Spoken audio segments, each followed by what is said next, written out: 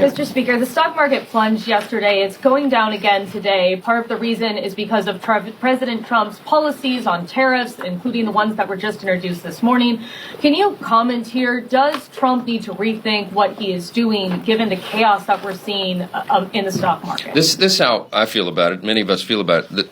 The president has already proven what he can do on the economy. This is not theoretical. Look at the first term of the Trump administration. Prior to COVID, we've talked about this many times in here. After the first 2 years of the Trump administration, we had the greatest economy in the history of the world, not just the U.S. Go check it. We had every demographic was doing better. All boats were rising. We had a thriving U.S. economy. We were booming, and that's because of the policies and the strategy that President Trump led and delivered. We cut taxes, we cut regulations, we let people keep more money in their pocket, and we made America the first priority. That is what he is doing again. Now he's got to reshake and shape things because it's in a real mess. The last 4 years was a disaster in economic policy and every other measurement of public policy.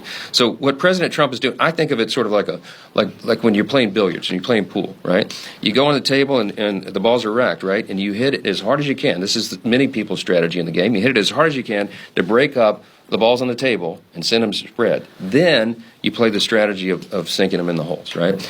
That's what we're doing right now. It is a shakeup. And he said, there's going to be a shakeup right now, but this is what's required, in my mind, to start the process of repairing and restoring the American economy. I believe that the strategy is going to work.